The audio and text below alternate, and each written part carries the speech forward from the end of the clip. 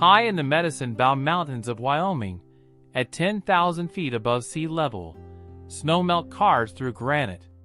The water temperature hovers at 48 degrees Fahrenheit. In a pool no deeper than 3 feet, beneath the shadow of a boulder, a cutthroat trout holds position. Flanks of gold and green catch the thin alpine light.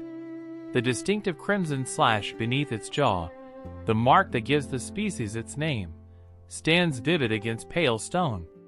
This is the realm of cold water fish. And across the United States, from the Appalachian Highlands to the Rocky Mountain peaks, from Alaska's glacial rivers to the spring-fed streams of the Ozarks, these species define what it means to thrive in water that would chill human skin within minutes. Temperature governs everything in the aquatic world. For certain fish species, cold water isn't merely preference, it's biological necessity. Cold water fish require temperatures between 45 and 65 degrees Fahrenheit to survive, with most thriving in the 50 to 60 degree range. Above 70 degrees, stress begins. Above 75 degrees, death follows. The physics explains why. Cold water holds more dissolved oxygen than warm water, a crucial difference for species whose metabolism demands high oxygen levels. At 50 degrees Fahrenheit, water can hold nearly twice the oxygen of water at 80 degrees. For trout, char, and salmon, the primary cold water game fish of North America, this oxygen-rich environment fuels their legendary fighting ability, their rapid growth, and their capacity to thrive in the demanding conditions of mountain streams and northern rivers. Hello my friends, welcome to American Fishing Atlas. Subscribe to the channel, share and give it a like. Thank you. The geography of cold water in the United States follows predictable patterns. Elevation creates cold. Latitude creates cold. Groundwater springs create cold. Put these elements together, and you map the distribution of America's cold water fisheries. The Appalachian chain from Georgia to Maine, the Rocky Mountains from New Mexico to Montana, the Cascades and Sierra Nevada of the Pacific states, the rivers of the northern tier states, and the vast watersheds of Alaska. But within this broad distribution lies extraordinary diversity. Brook trout in a 6-foot-wide Appalachian tributary. Rainbow trout in California's 300-mile Sacramento River system. Lake trout prowling depths of 200 feet in the Great Lakes. Arctic char in Alaska's tundra streams, where the ground never fully thaws. Each species, each population, adapted to specific conditions within the cold water spectrum. The species themselves represent 3 distinct families within the Salmonidae order. True trout of the genera Oncorhynchus and Salmo, rainbow, cutthroat, brown. Char of the genus Salvinus, brook, bull, lake, Dolly Varden. And though this documentary focuses on trout and char, the salmon that migrate through these same cold waters, Chinook, coho, sockeye, share the same fundamental requirements. The story of these fish is inseparable from the story of American fishing itself. For over a century, cold water species have represented the pinnacle of the angling experience, the test of skill, the reward of wild places, the connection to waters that remain, even now, largely as they were when the first Europeans arrived on this continent. Brook trout, Salvinus fontinalis, holds the distinction of being the only trout native to eastern North America, though it is technically a char. The species evolved in the cold, clear streams of the Appalachian Mountains and spread throughout the northeastern United States and eastern Canada following the retreat of the last ice age. Dweller of springs, the scientific name translates, and the designation proves accurate. Brook trout require the coldest water of all American salmonids, rarely surviving where temperatures exceed 68 degrees for extended periods. The fish presents unmistakable beauty. Dark olive back overlaid with lighter worm-like patterns. Cream-colored lower fins edged in brilliant white and black. Spots of red and blue scattered across flanks that range from bronze to deep green depending on water and season. In autumn spawning colors, the belly of a male brook trout glows orange-red, a sight that has inspired poets and painters for generations. Historically, brook trout inhabited virtually every cold mountain stream in the east, from the headwaters of Georgia's Chattahoochee to the countless tributaries of Maine's rivers. Today, while brook trout persist primarily in high-elevation streams above 3,000 feet, pushed into the coldest headwaters by competition with introduced species and habitat degradation. An estimated 150 streams in Tennessee alone still hold wild populations. Great Smoky Mountains National Park protects some of the finest remaining brook trout water in the southern Appalachians. Rainbow trout, Oncorhynchus micus, native to Pacific drainages from Alaska to Baja California, has become the most widely distributed trout in North America through over a century of stocking. The broad pink or red lateral stripe gives the species its common name, though coloration varies dramatically based on habitat, diet, and genetics. Some populations show the stripe vividly. Others display it as barely a blush against silver flanks. The species includes several important forms. Steelhead, the sea run variety that spends years in the ocean before returning to freshwater to spawn, can reach 40 pounds. Red band trout of the interior west possess distinctive copper-colored lateral bands. Golden trout, native to California's Sierra Nevada high country at elevations above 10,000 feet, display coloration so vivid they appear painted. Rainbow trout tolerate a wider temperature range than brook trout, surviving in waters up to 77 degrees though preferring the 50 to 60 degree range. This hardiness, combined with their willingness to take flies and lures, made them the first choice for stocking programs beginning in the late 1800s. From Appalachian streams where they displaced native brook trout, to tailwaters across the South and Midwest, to alpine lakes throughout the Rocky Mountains, rainbows now inhabit waters their ancestors never knew. Cutthroat trout, now recognized as 4 distinct species within the Oncorhynchus clarkii clade, represents the quintessential western native trout. Named by outdoor writer Charles Hollock in 1884 for the distinctive red, orange, or pink slashes beneath the lower jaw, cutthroat trout evolved into at least 14 recognized subspecies, each adapted to specific watersheds of the western United States. The diversity proves remarkable. Coastal cutthroat along the Pacific from Alaska to northern California, including both resident and sea-run forms. West Slope cutthroat in the Columbia River Basin. Yellowstone cutthroat throughout the Yellowstone River drainage. Lahontan cutthroat of the Great Basin, historically reaching weights exceeding 40 pounds in Pyramid Lake, Nevada. Colorado River cutthroat. Rio Grande cutthroat of New Mexico and southern Colorado. Each subspecies displays unique coloration patterns, spot distribution, and habitat preferences shaped by thousands of years of geographic isolation. Cutthroat generally require colder, cleaner water than rainbow trout. They spawn in spring in small to moderately large streams with gravel bottoms.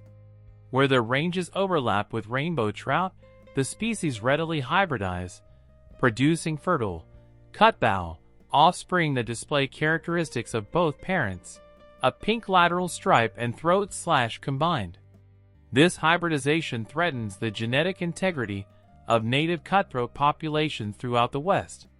Brown trout, Salmotruta, arrived in America from Europe in 1883, brought by fish culturists seeking a hardier species than native brook trout for degraded eastern streams. German brown trout and Loch Leven brown trout from Scotland established populations that spread throughout the nation through aggressive stocking programs. The species proved remarkably adaptable, tolerating warmer and more turbid water than native trout, showing greater resistance to angling pressure, and reaching impressive sizes. A brown trout presents as dark brown to olive bronze on the back, fading to golden yellow or cream on the belly. Large black spots cover the back and sides. Red or orange spots, often surrounded by pale halos, mark the flanks. Unlike rainbow and cutthroat with their primarily black spotting, browns display this distinctive combination that makes identification certain. The species thrives in spring creeks, tailwaters, and medium-sized rivers. Browns grow larger than most rainbow or brook trout in the same waters, with fish over 20 inches common in quality habitat. The Virginia state record brown trout, pulled from the South Fork Holston River, weighed 14.75 pounds. They feed heavily at night and in low light, developing the hooked jaw and humped back of mature specimens that locals call alligators. The char family contributes 3 significant cold water species beyond brook trout.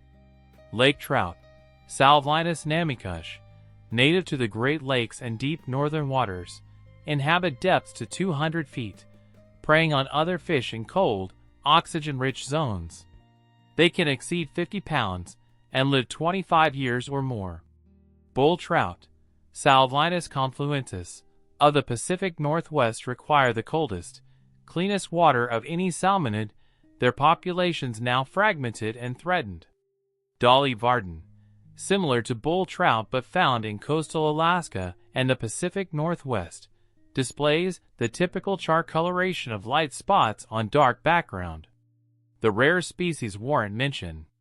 Golden trout, Oncorhynchus agua bonita, endemic to California's high Sierra Nevada, display brilliant yellow-gold bodies with a crimson lateral band.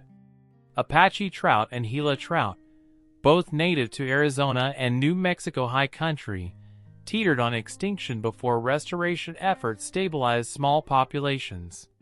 These southwestern natives survive in isolated headwater streams where summer temperatures barely reach cold water fish requirements. The story of cold water fishing in America begins in the Appalachian Mountains. Long before Europeans arrived, the Cherokee people harvested brook trout from mountain streams, building stone fish weirs and V formations at river bends, driving fish into baskets with noise and movement. They gathered by the hundreds during spring spawning runs. One fish, the sicklefin redhorse they called Jumgitla, wearing a red feather, drew annual festivals where the Hiwassee and Valley Rivers met in what is now Murphy, North Carolina. European settlers discovered these same fish in the late 1700s and early 1800s. The brook trout of Appalachian streams provided subsistence first, sport second. By the 1850s, primitive fly fishing had taken hold in the Catskill Mountains of New York, where the Beaverkill River and its tributaries offered conditions unlike larger rivers elsewhere in the east: wadable depths, moderate currents, waters clear enough to see the take of a trout on a dry fly. The Beaverkill earned its reputation as the birthplace of American fly fishing through geography as much as tradition. While larger rivers like those of Tennessee and Kentucky ran too deep to wade and too overgrown to cast, the Catskill streams allowed anglers to wade thigh-deep or ankle-deep through riffles and pools, presenting flies to visible fish. Classic patterns still in use today, the Quold Gordon, the Hendrickson, the Adams, were developed on these waters between the 1880s and 1920s. Southern Appalachia followed its own trajectory. In the hollows of North Carolina, Tennessee, and Georgia, local anglers developed distinctive fly patterns for brook trout. The Yallerhammer, arguably the most traditional Southern Appalachian pattern, dates to the late 1800s. The Tellico nymph, thunderhead, sheep fly, Jim Charlie, patterns born from necessity and refined through generations, designed not for matching specific hatches, but for provoking strikes from aggressive mountain brookies. These patterns serve dual purpose: catching supper and pursuing sport. Through the Great Depression into the 1950s, Southern Appalachian fly fishers developed techniques suited to tight mountain streams choked with rhododendron. Short casts, dapping flies into pocket water, working upstream through cascades no wider than a man's outstretched arms.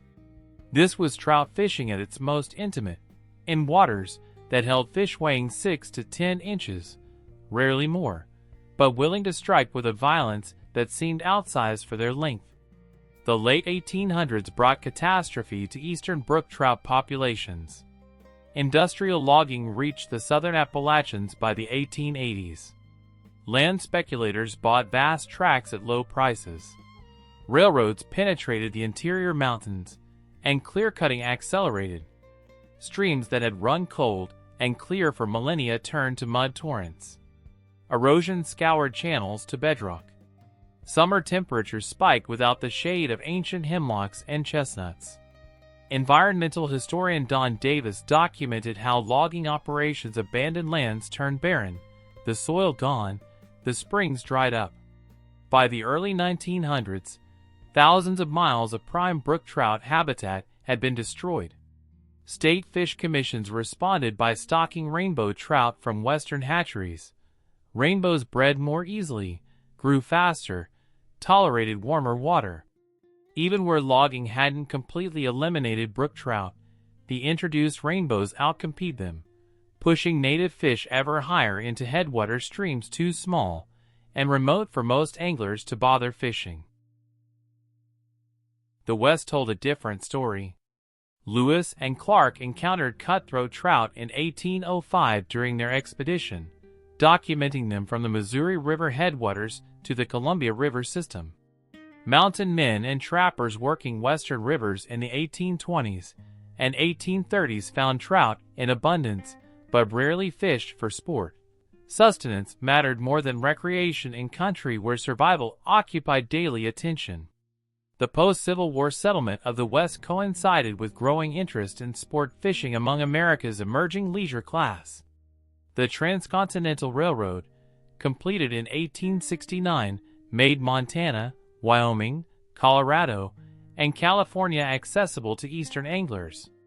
The discovery that these western waters held trout sometimes exceeding 20 pounds, in landscapes of stunning grandeur, transformed American angling. Yellowstone National Park, established in 1872, became a mecca for anglers pursuing cutthroat trout in the Yellowstone River and Lake, plus rainbow trout in the Madison and Firehole rivers. By the 1880s, tackle manufacturers were producing rods and reels specifically for western trout fishing.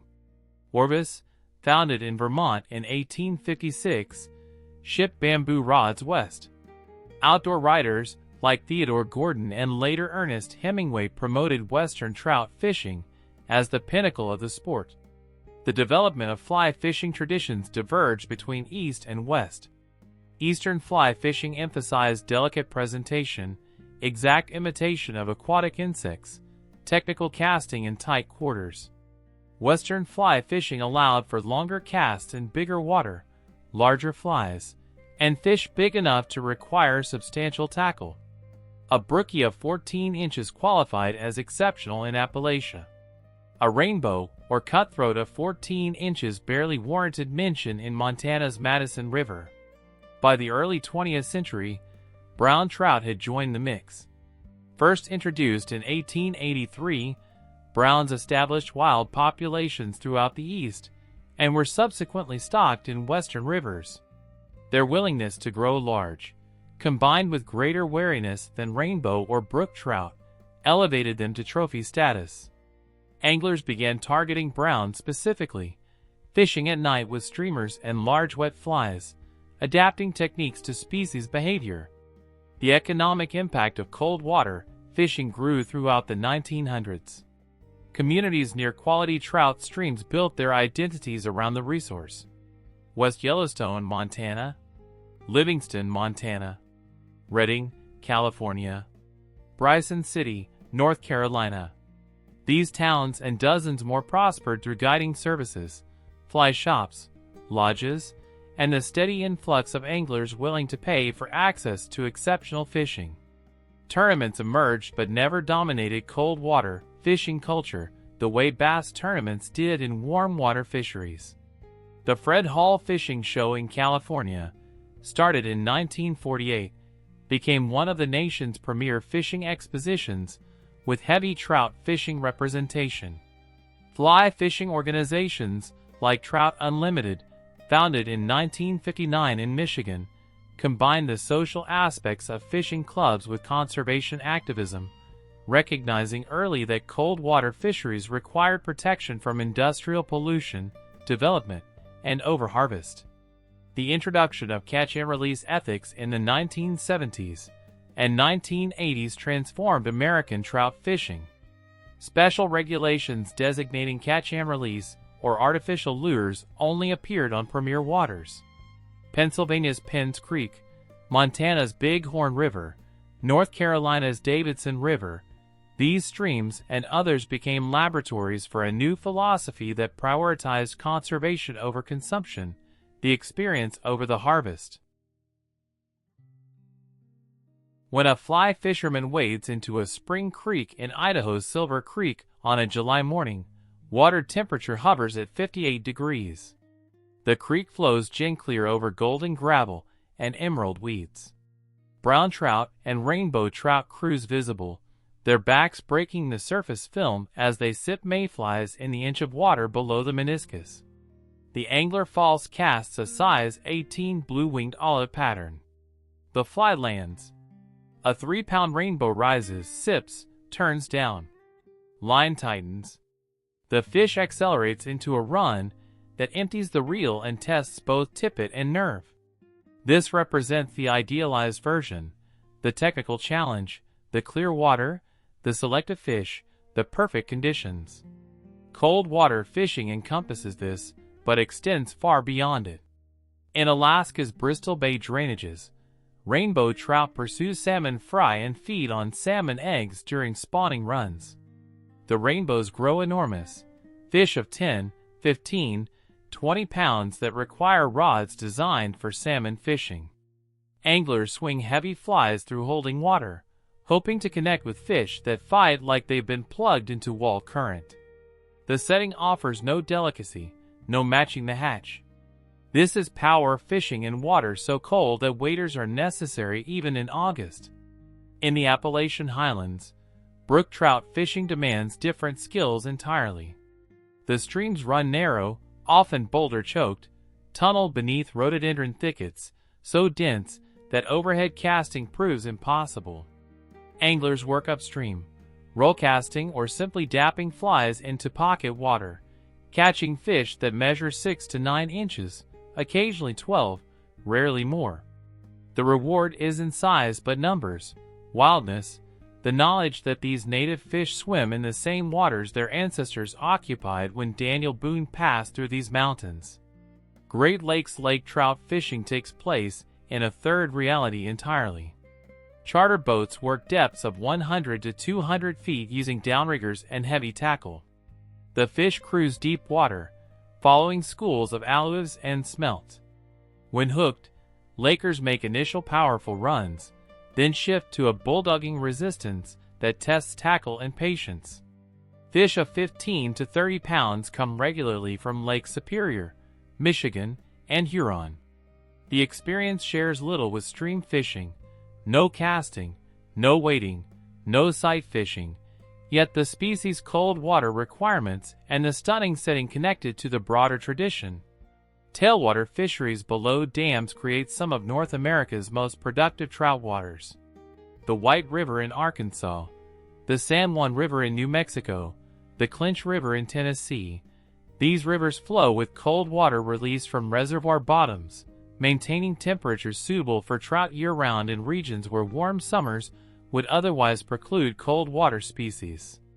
The San Juan River below Navajo Dam in northwestern New Mexico represents tailwater fishing at its finest. Water releases at a constant 42 degrees year-round. Rainbow trout and brown trout populations thrive in densities exceeding 10,000 fish per mile in some stretches.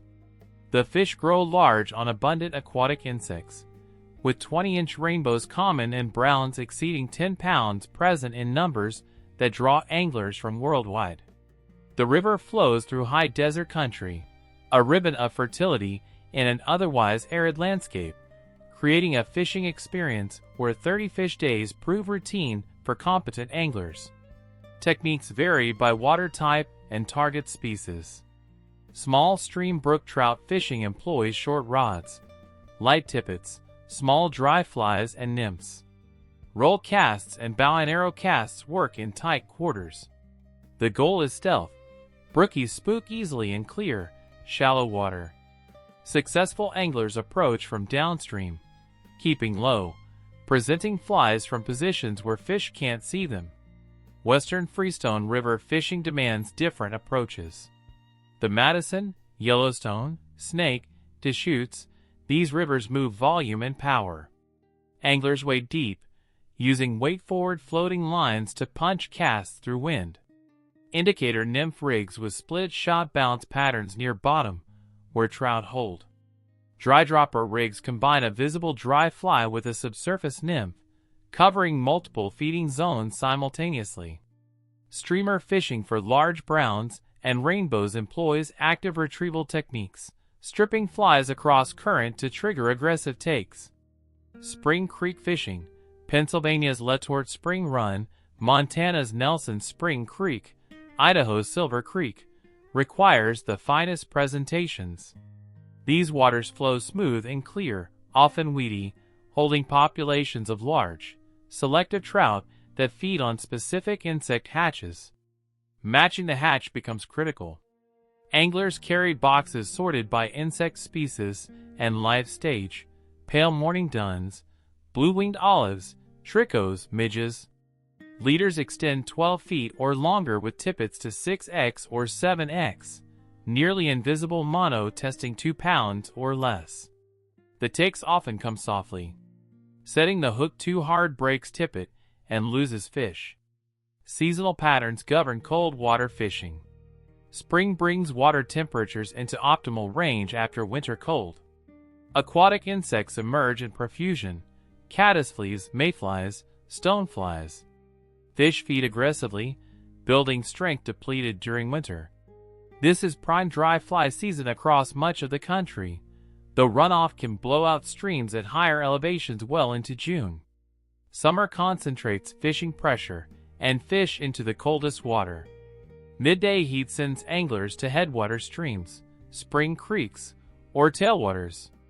Early morning and evening provide the best fishing on freestone rivers as temperatures moderate. Terrestrial insects, grasshoppers, beetles, ants become important food sources. Fall brings spawning for brook, brown, and lake trout. These species move into tributary streams, preparing gravelly shallows called redds where eggs will be deposited and fertilized. Regulations often close spawning waters to protect fish during this vulnerable period. Rainbow and cutthroat spawn in spring, reversing this cycle. Winter finds cold water species in slow water, conserving energy, feeding occasionally when conditions allow. Tailwaters and spring creeks maintain fishable temperatures. Most freestone streams, particularly at higher elevations, ice over or drop to temperatures where fish become nearly dormant. Dedicated anglers fish small nymphs and midges, working slow pools and eddies, catching occasional fish. The equipment evolved alongside the techniques. Bamboo gave way to fiberglass, then to graphite. Modern fly rods weigh ounces and cast with precision impossible in earlier eras.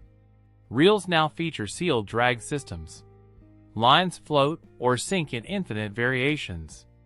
Leaders taper scientifically. Yet the fundamental transaction, presenting an artificial fly to a cold water fish with enough skill to trigger a take, remains unchanged from when Theodore Gordon worked the Catskills or Jim Leisenring fished Pennsylvania's limestone streams.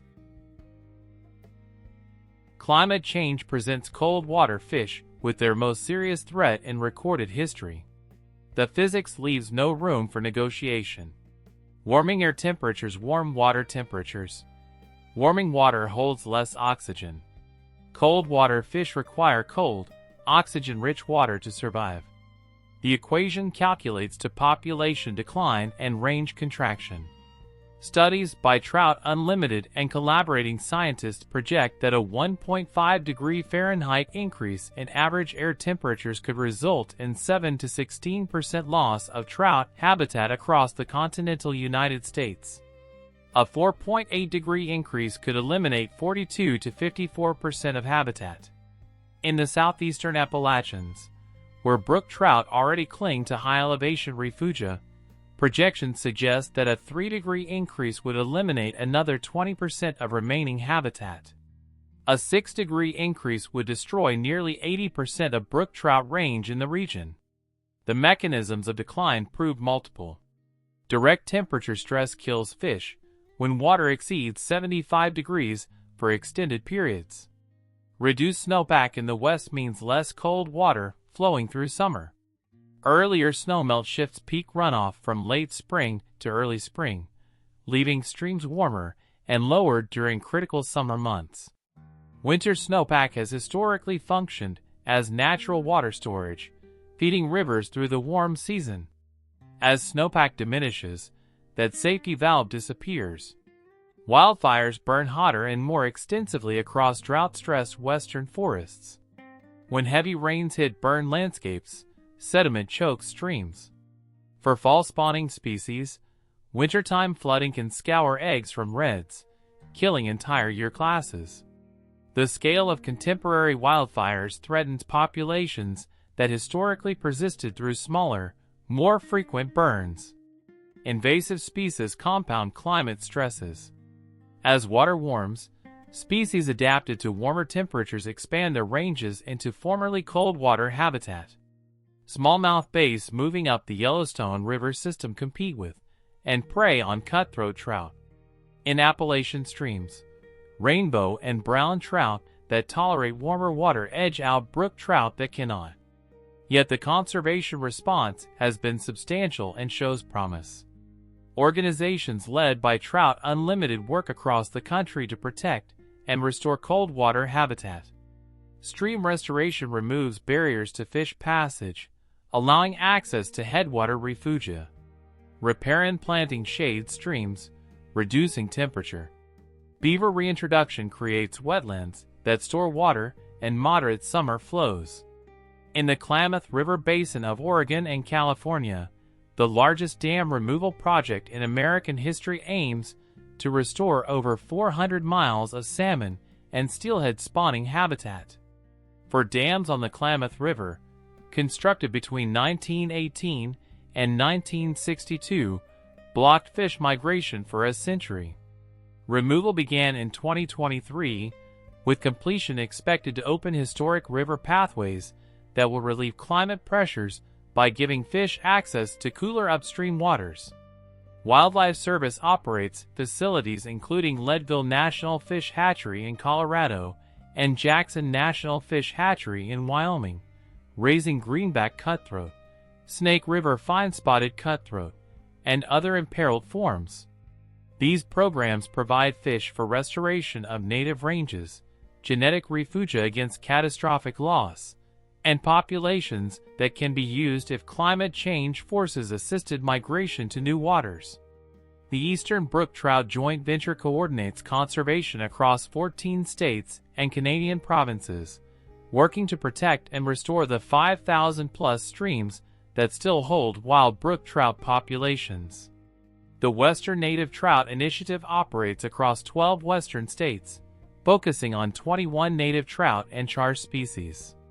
These collaborative partnerships bring together federal and state agencies, tribal governments, conservation groups, and private landowners. Individual anglers contribute through catch-and-release practices, support of conservation organizations, and advocacy for clean water and climate action. The license fees anglers pay fund state fisheries management. Taxes on fishing equipment through the Pittman-Robertson Federal Aid in Wildlife Restoration Act generate revenue that supports habitat work. The economic engine of cold water fishing, estimated at billions of dollars annually, provides political leverage for conservation priorities. High mountain streams offer hope. Research by the U.S. Forest Service Rocky Mountain Research Station shows that headwater streams at elevation warm more slowly than lower elevation rivers. As climate warms, these high country waters will serve as refugia, sustaining populations even as fish disappear from warmer downstream reaches. Protecting connectivity between lowland and highland waters becomes critical, allowing fish to move to suitable habitat as conditions change. Thermal diversity within river systems matters. Studies in the Klamath Basin demonstrate that fish need access to both cold refugia during summer heat and seasonally warm areas where feeding opportunities support growth during cooler months. Conservation strategies that protect only the coldest water may prove insufficient. Maintaining the full temperature gradient within watersheds gives fish the flexibility to adapt to changing conditions. The future of cold water fishing in America depends on decisions made in the present. Whether brook trout continue to inhabit southern Appalachian headwaters, whether cutthroat subspecies persist in their native drainages, whether the great trout rivers of the West, the Madison, the Yellowstone, the Deschutes, continue producing the fishing that made them legendary. The challenges are real, but so is the commitment to these fish and these waters. In that mountain stream at 10,000 feet where this story began, the cutthroat trout still holds in cold water, flanks bright against stone. The snowmelt still carves through granite. The temperature still hovers at 48 degrees. For now, the work ahead determines whether that scene endures for the next generation and the generation beyond that. The cold water and the fish that require it remain as they have been for thousands of years. Whether they remain that way depends on us.